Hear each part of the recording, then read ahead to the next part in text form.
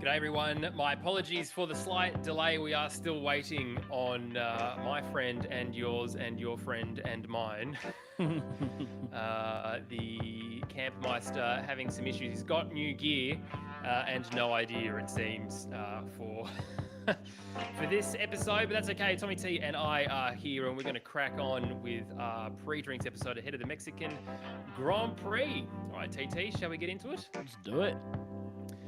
G'day there, my name is James Baldwin and welcome to another episode of Lakeside Drive's F1 podcast. In this episode, we pre-drink ahead of the Mexican Grand Prix.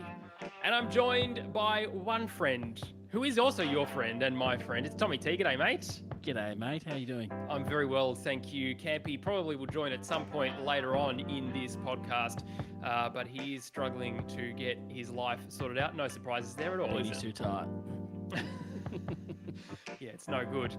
Look, mate, an interesting qualifying session, wasn't it? Because it's not what we expected at all.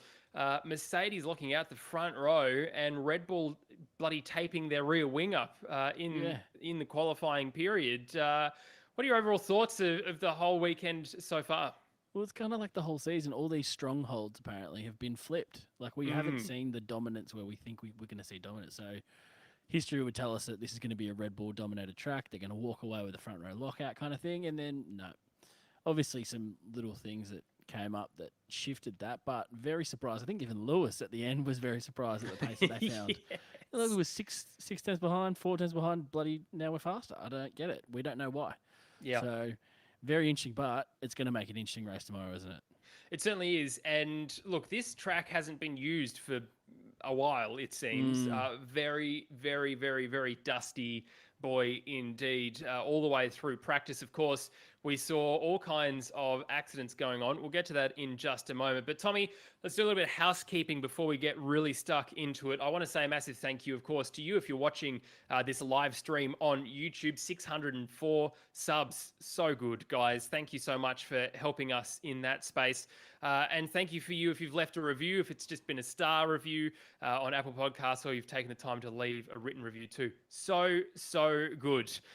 It all helps. Honestly, it all helps. It's going to be an interesting end to the year, Tommy T, to see where we fall. We've had about 75,000 downloads of all time so far, so maybe we can crack that 100,000. Hey, if you enjoyed this podcast, just tell one friend, and that doubling of the audience would make a huge difference to us. So thanks for that. TT, some news, though, before we talk properly about Mexico. An interesting announcement this week that I probably wasn't expecting, to be honest. Yeah. Weird timing. The Chinese GP will be going until 2025. Bizarre. It is bizarre, and even more bizarre than the fact that it's not even on the calendar for next year. Well, I mean, look, Campy's not here at the moment. I'm sure he's about to jump in. But from my point of view, I don't mind the Chinese Grand Prix. There's some interesting sections through there, as I've said many times this year. Alex Albon's performance previously has been very, very good. So, he'll be back, of course, when we get underway with that. But, I mean, it's not necessarily a bad thing. No, I think it's always been a good track. It's produced some good racing. I think the issue that we more have with it is the country it resides in and those kind of other aspects of the GP weekend, I think. Yeah. Well, yes, Campy is apparently supposed to jump in just a minute's time. So we will probably come back to talking about that. But the other bit of news, of course, and we spoke about this in our classic race review of the 2001 Brazilian Grand Prix. If you haven't yet watched or listened to that, bloody good race, wasn't it, Tommy T? You can go back and listen to that boy in wherever you get your podcasts, of course. But we mentioned that Andretti just didn't follow through at all with this Alfa Romeo Sauber deal. It almost, from all reports, it seems like it was just more money than the Andretti camp was expecting to pay, which seems a bit odd, don't you think? Yeah, it's almost like they got cold feet at the end when the final bill came. Like, oh, I just had a couple of appetizers and some water. Like, why am I paying for all this? What's going on here? What did they think they were getting into? This is one of the most expensive sports you can go and do. So very interesting that they were surprised, I suppose. But especially when they're in every other motorsport known to man. Like, yeah, very interesting. But, oh well. I think we might see them rear their head again with another team and another opportunity, though. I wouldn't rule them out completely. Yeah, of course, and we know that sort of opens the door, doesn't it, for old mate Guan Yu Zhou to probably Yes. take that Sauber seat, which means, of course, Oscar Piastri is without a seat, probably. And it hasn't obviously been confirmed yet, but that's what it seems likely for 2022. That is, of course, if he wins the Formula 2 championship. There is still a couple of races to go, and of course, Guan Yu Zhou and he are very close together when it comes to the points. In the next couple of races, we'll be able to see what happens there, Tommy T. But certainly it's going to be an interesting year for him next year out of the car. Either way, look, I'm sure he will be a legend whenever he enters Formula One. I don't think there's any doubt in at least Alpine's mind to get him into that car, is there? For sure. No, that's the goal. Unfortunately, we haven't been able to see Oscar race in however bloody long because the calendar's so stupid. Yes, well, thankfully that's all changing for next year. Yes, exactly. Yeah. Yeah. All right. Well, let's talk about practice, shall we? Campy isn't going to join us. As I said before, the dust on the track, well, it sort of caught a few people out, including the hometown hero, didn't it? And it was a lot more damage than what happened to Charles. Both Checo and Charles on the final corner coming down into the main straight had a spin. Checo's was a little bit more bizarre. He kind of, I can't, went all full Zoolander, couldn't turn left, couldn't turn right, and just kept spinning around in a direction to hit the back wall. Yeah.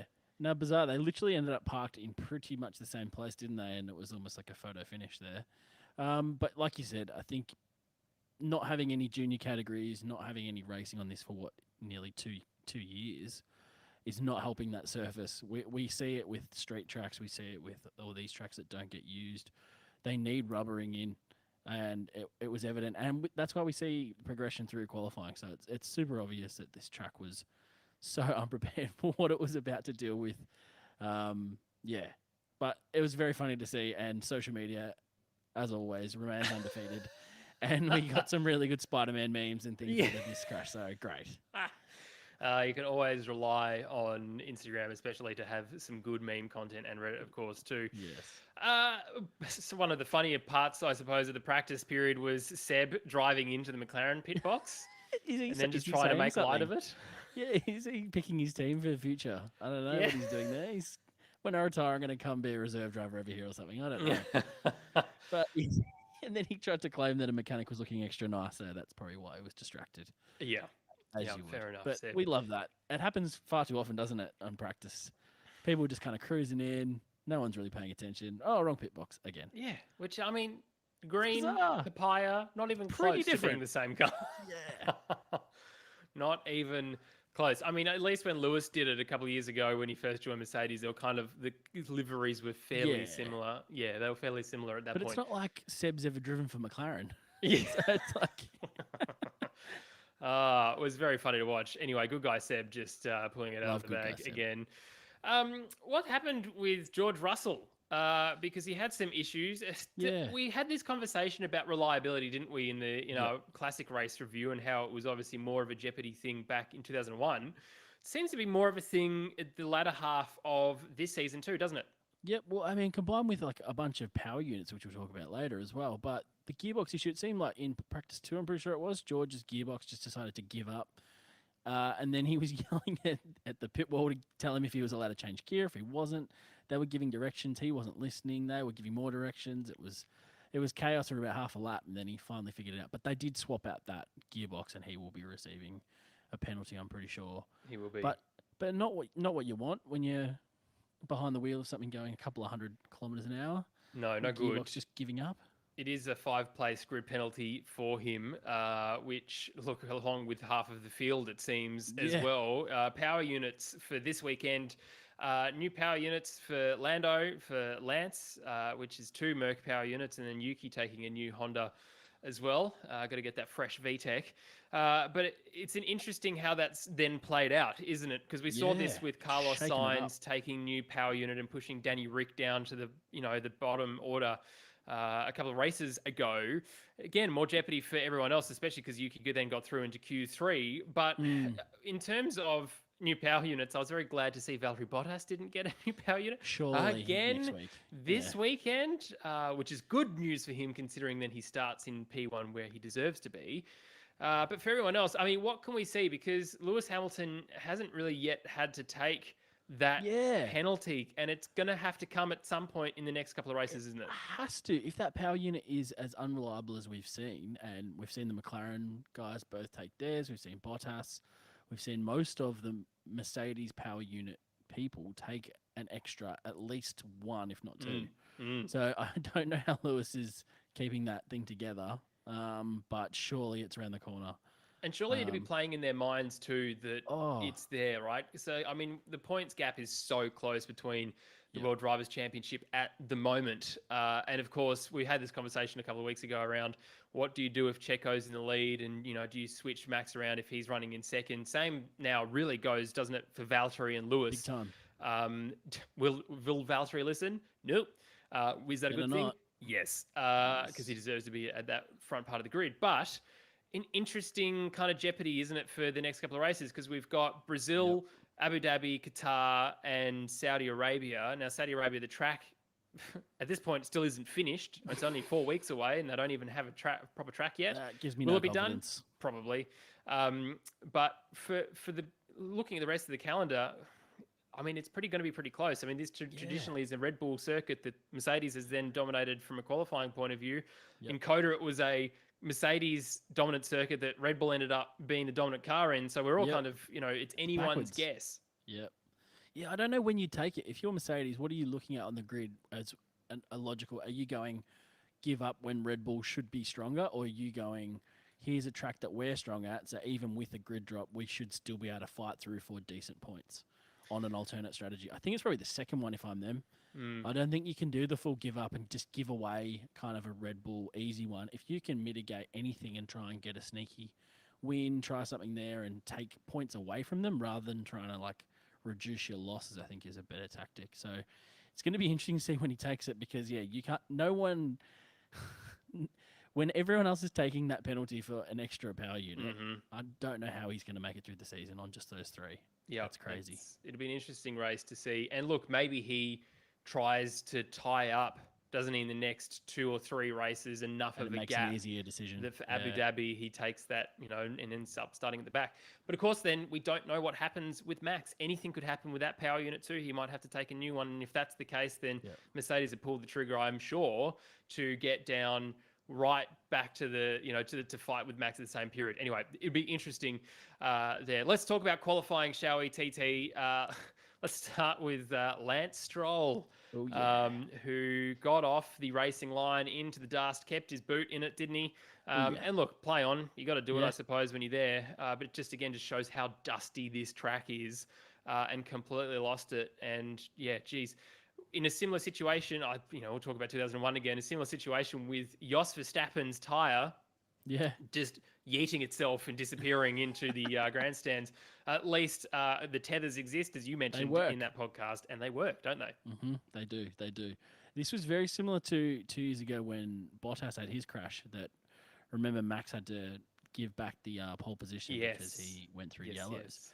Very, very similar kind of setup to the crash. But it does make sense when you think about how close they get to that wall, and then they're trying to turn away from the wall.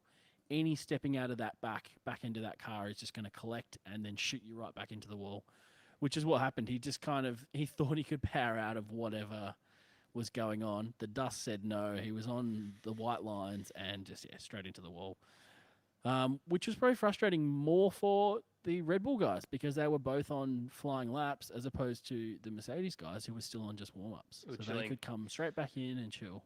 Yeah. And I think also frustrating too for Seb because, everyone else, literally every other team played the tow game switching between both of their drivers. And, for Seb then it's sort of you lose that ability to get, anything. I mean, it starts in 9th, which is not so bad. Yeah. But realistically, could have been a lot higher up the grid if Lance was there. Especially when Lance was taking an engine penalty anyway. So he could have been the perfect tow car. Yeah, exactly. Let's talk about McLaren because we weren't that confident coming into this weekend for them, were we? Even less confident when Daniel had his issues. And Look, I really, really hate, obviously, like I look at a lot of Formula One articles and Google suggests a lot of articles to me. I don't know why it keeps suggesting the crap from news.com.au Because you keep talking and about the Fox crap from Sports. news.com. Ugh, kills me, but it's, it pops up with like massive disaster for Daniel Ricciardo, like Daniel Ricciardo, Mexican The woe. sky is falling. Oh, God, just Yeah. shut up. Every Yeah. journalist in Australia, if you don't write only about Formula One, please shut up and just go and Yes. do your crap job. Talk about NRL, which no one gives a crap about. Right, thanks. That's at Fox Sports. But really, wasn't too bad. He didn't have too bad a weekend in seventh, of course, as where he ended up qualifying. But Lando taking a new power unit as well, so he gets yeeted to the back of the grid, starting in 18th. Yep. It was good to see at least Lando was happy enough to give him a tow. Well, he wasn't early on in the weekend, No, was he wasn't. Didn't No. didn't want to practice any of it. Didn't want to give the toe. He's like, no, I don't want to be doing that. I want to just do my own qualifying. And then he had to take a power unit, and his tune changed. Yes, Which is good that. at least. So I mean, he had no other option. What are you going to do? You got to get out. You got to run some laps, do those kind of things. So we'll definitely take this as the one the Lando versus Daniel qualifying. That's another one for Daniel. We'll take that. But yeah, he couldn't quite get it done in on his very last lap, could he? No. Probably down to like track heat, wasn't it? Yeah, and I think Valtteri said it when we came out of the cars and we were listening to Jensen interview. Great interview by Jensen, by the way. More of that. Yes.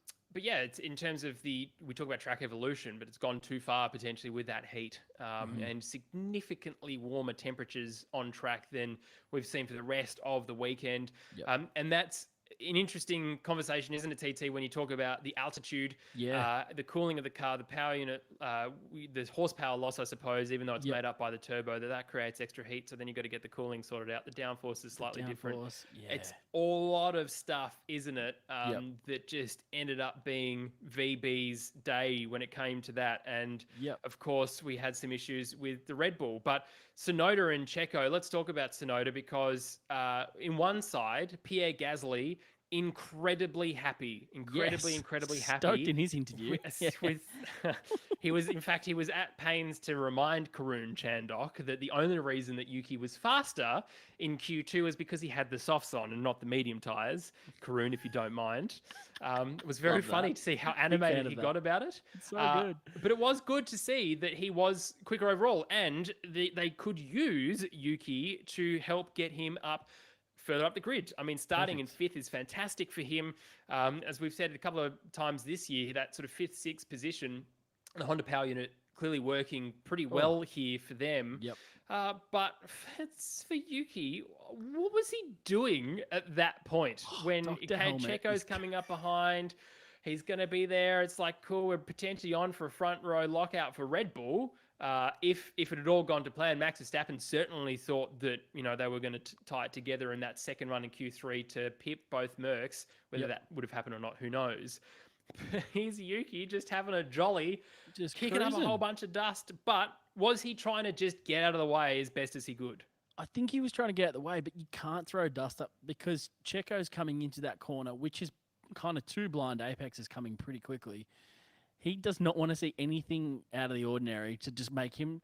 It's that slight half a second, probably less than half a second of seeing dust, and you just have to take your foot off. You just have to. It's a reaction thing, and then it's game over. So then Checo bows out of the corner. He follows through, has to go around, and that stuffs up Max as well, who's following behind, trying to get the toe.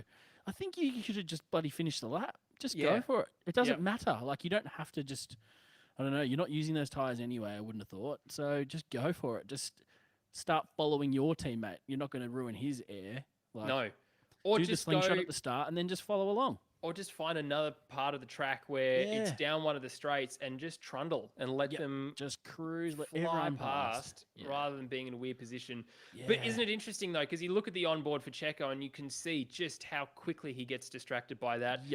Max even said as well, of course, that he had to lift. Not that there were any yellow flags, of course, but you don't want to risk that penalty just in case you can't see them because it's happened very quickly. So, And yeah, no good for Max either. He wasn't best pleased. Although third, not a bad place to start here.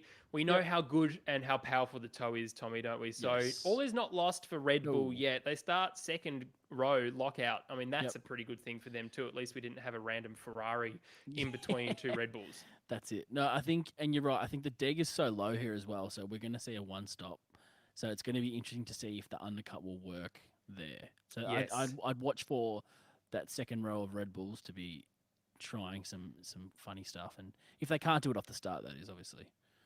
But very interesting. I think we'll see a split. I think that's what'll happen. I think we'll get a Red Bull splitting those Mercedes, and then the other Red Bull trailing behind in fourth.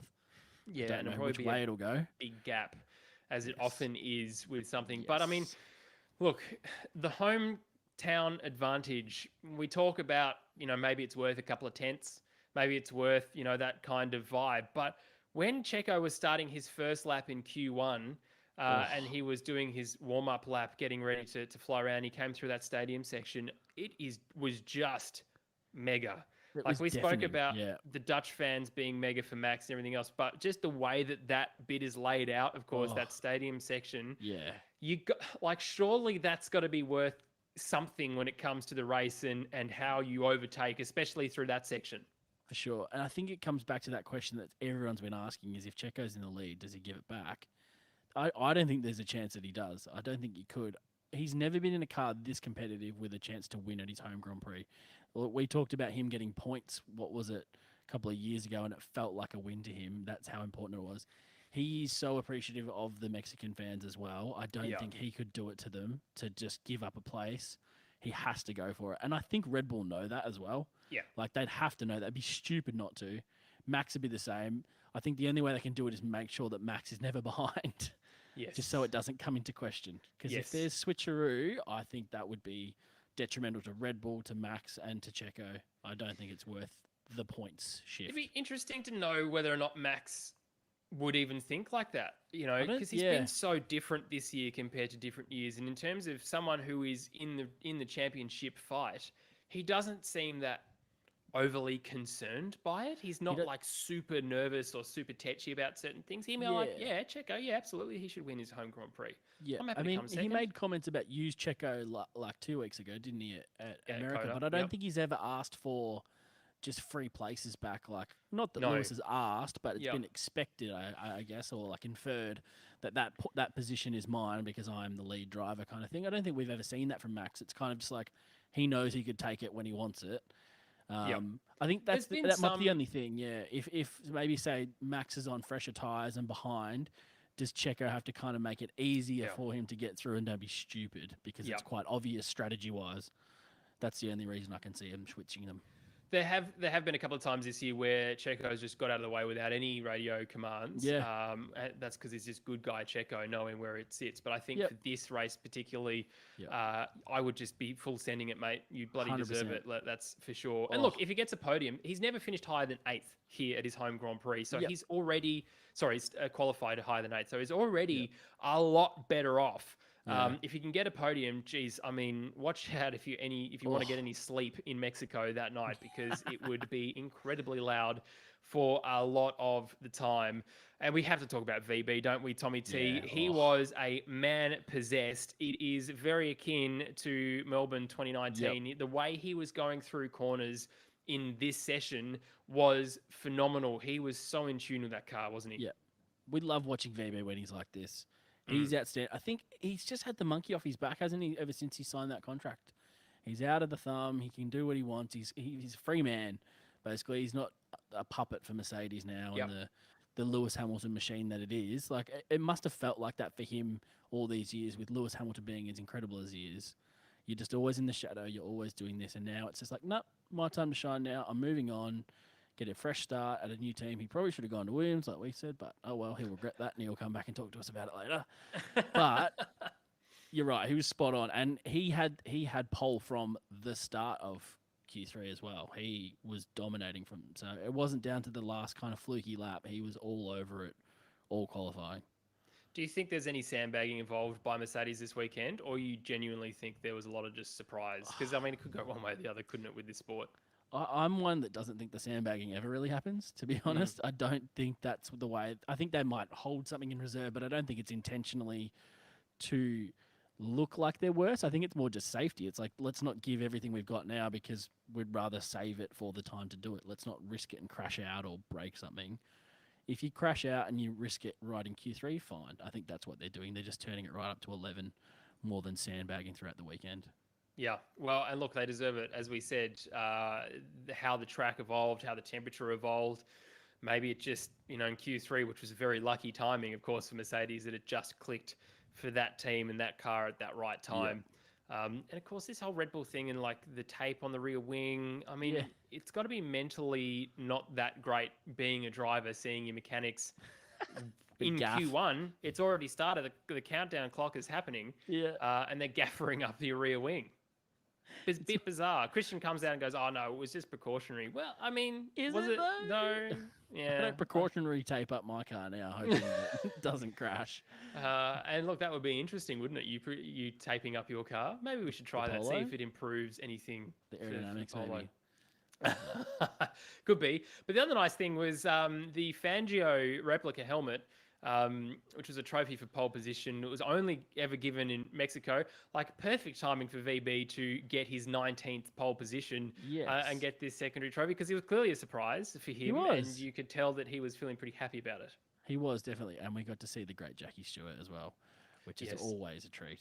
With some terrible audio. They couldn't quite work out where to put the microphone because he was holding it. Then he gave the trophy across, and they're like, and then Laser didn't shut up.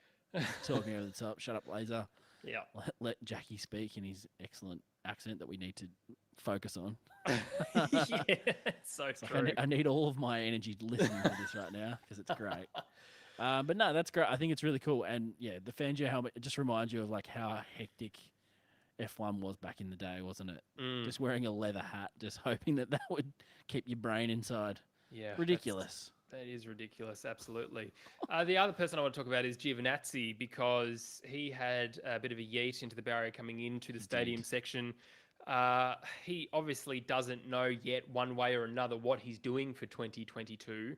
And whether or not he remains, of course, as the reserve driver, because don't forget Robert Kubica's there as the reserve driver, who brings Orlean as the sponsor. So, I mean, as a junior Ferrari test driver and then Ferrari reserve driver and now an Alfa Romeo driver, does he go across to Ferrari as the reserve driver and remain in the paddock? Because realistically, TT, once he leaves this sport, he's probably not coming back again, is he? I wouldn't have thought. It'd be great to see him do something further in F1, but I think his future's probably more in an IndyCar or maybe a DTM or something like that. Unfortunately, through no fault of his own, almost. The car is as good as it is. He's been doing well against his championship-winning teammate. He just hasn't had those moments like Charles Leclerc had in that car to boost him into that next step. And that's probably more to the car an opportunity than it has been down to Giovinazzi. Yeah, and look, I think comparing him to Kimi is good. It's an okay thing to do. But this year, Kimi is totally checked out, let's be honest. Like, he's having a bit of fun, potting around the place. But really, you'd expect Giovinazzi to be faster than Kimi at this point. And more often than not, he is. He's outperforming in both qualifying and in the race. But yeah, I feel for him. I feel for Italian Jesus. Bit sad, but obviously that announcement will come at some point. Now that the Andretti thing is in the bin, I would suggest that Alfa Romeo and Sauber would probably be putting that sort of pen to paper for Guan Yu Zhou, as I said, sooner rather than later. All right, well, here's your starting grid for the Mexican Grand Prix. Bottas in first and Hamilton alongside. Going to be great for strategy, of course, for Mercedes. Max and Sergio behind in third and fourth. Gasly and Sainz, fifth and sixth. Let's talk just very quickly about Ferrari, because the gap that they've built now to McLaren, they've closed the gap, I should say, to McLaren, that's happened.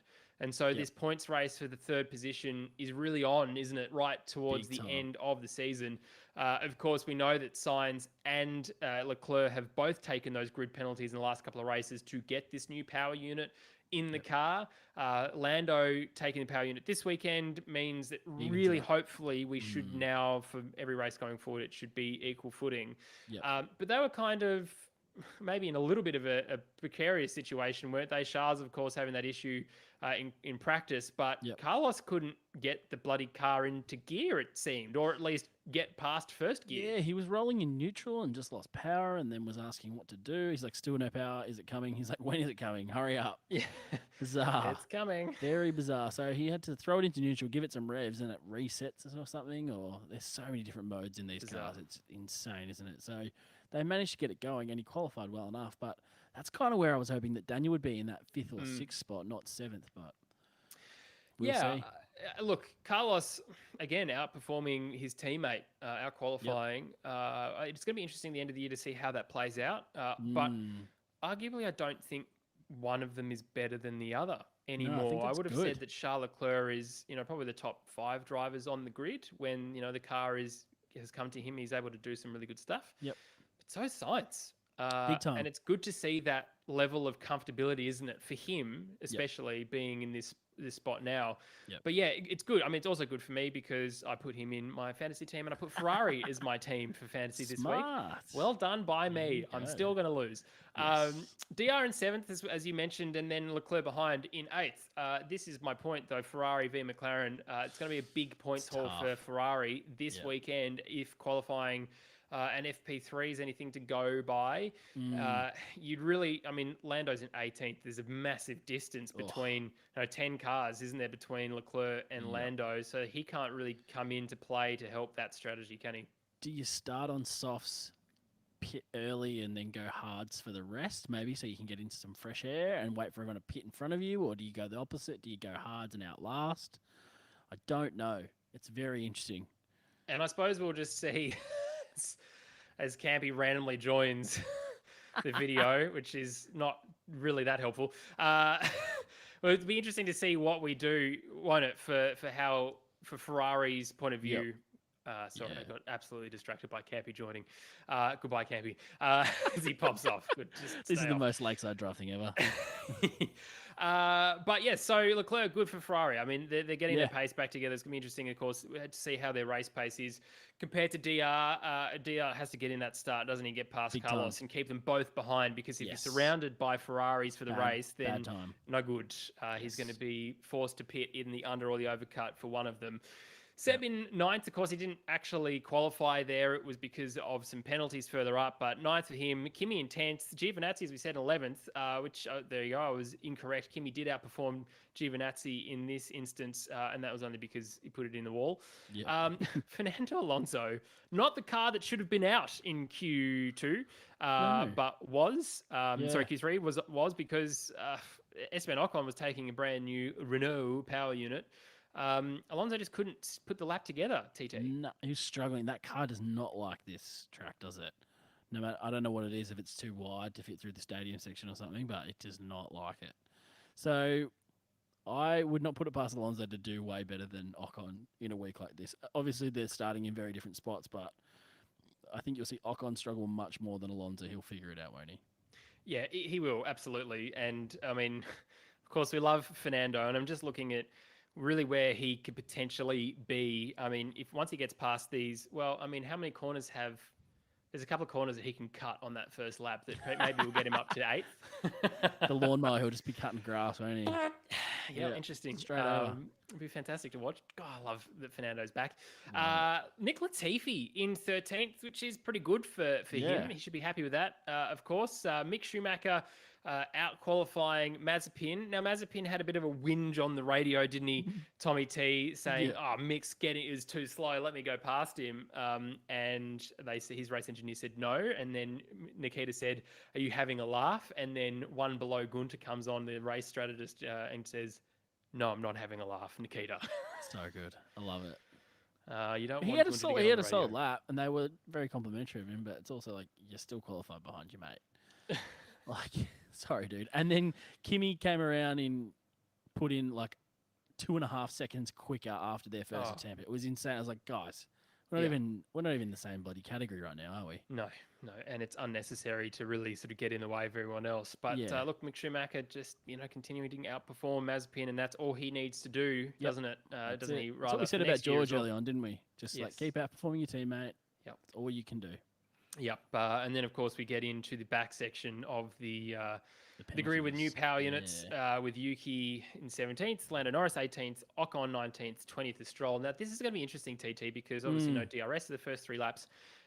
With the you've got the Mazepins, the George Russell in 16th, who is very good at keeping cars behind him, it has to be said. Yes. So really, there's kind of this, maybe from 10th to 15th, where traditionally the back markers should be. So 5 cars, which makes sense, obviously going behind them.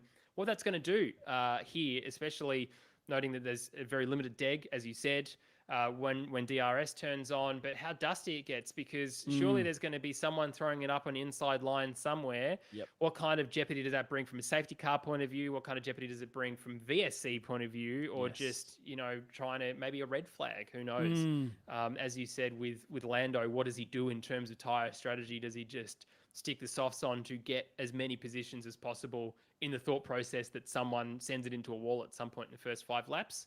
Yep. You can never know, but I mean, there's probably high likelihood, isn't there? Yep. Yeah, especially with the dustiness. Like, we saw how hard it was to keep that thing on track. Someone will spin off. We've seen a heap of crashes through practice, which is not as common as usual. I think I would put money on Norris to get through probably up to the back of Latifi, I would have thought, on the opening 3 laps. That's where I'm going to...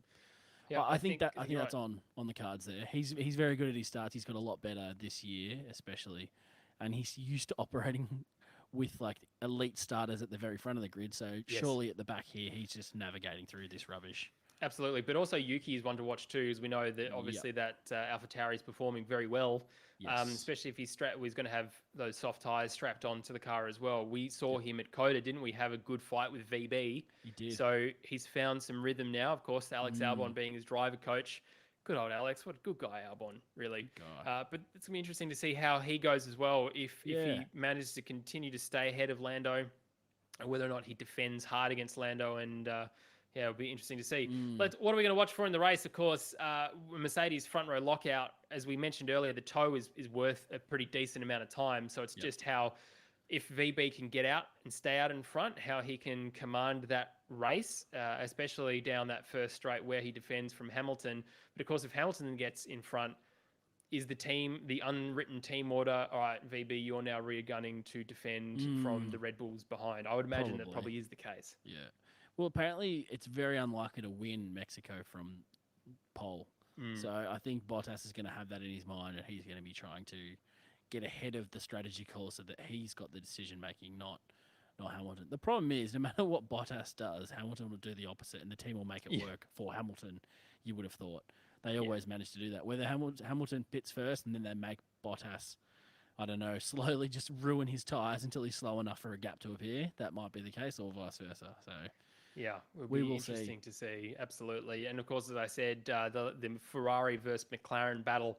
One McLaren of DR. See what he can do against, of course, Carlos Sainz and Charles Leclerc. That'll be worth keeping your eyes on, certainly.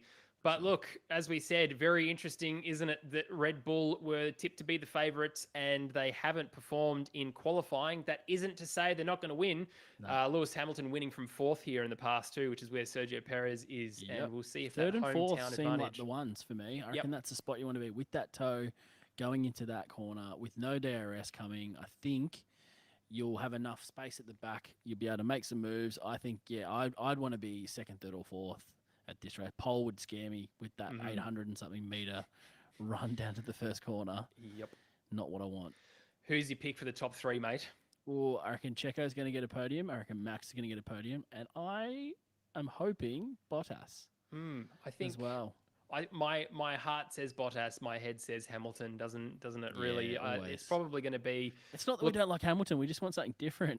Yeah, well, we just want VB. I mean, now that he's, as you said, the monkey's off the back when it comes to his contract, like Lewis has had heaps of wins. Give VB some more wins. It's very unlikely that when he leaves Mercedes, he's ever really going to win again. We don't know. Maybe Sauber becomes the fastest team. It's happened before. That'd be lovely. It would be fantastic, as we've said, as he waves past George Russell as he's lapping him in his Sauber. But yeah, it's going to be interesting to watch. I think it would Red Bull are on for a double podium.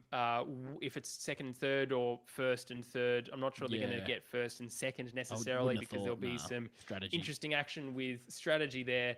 But yes, VB would love to see it. DR, where do you think realistically he can come? Is he top 6 probably this weekend, or is that 7th? Fifth would be excellent, I think. Yeah, it would be excellent. I think that would be on. Yeah, well, look, it's all to come. Very excited to have that early morning race again, 6 a.m. On the Eastern Coast. Thanks for joining us. Thanks, Campy, for joining us for 3.5 seconds and figuring it out. He's got new gear and it's like, I can't figure it out. No idea. And by the way, the reason why we are streaming later was because of him. And then he didn't join us. So that's great. Thanks to you for watching on YouTube, for listening on all of the podcasts apps, and a massive thank you for subscribing to our YouTube channel as well. As I said up the top, 604, so good. Love it. Don't forget to jump across to our Discord server as well, where you can join the three of us for a bit of a chat during the race. Maybe not Tommy T, because he's potentially going to be roasting some coffee at the same time. Well, there is that too. But it's all to play for. And don't forget to change your fantasy team name. Merchandise like the shirt that I'm wearing here will be given out to our favourite name of the year and the top 3 in the championship. TT, can't wait to speak again. We'll be doing it Monday, 5:30 Australian Eastern Daylight Time will be our race review. Until then, it's time to say goodbye. We'll chat to you then. See you later.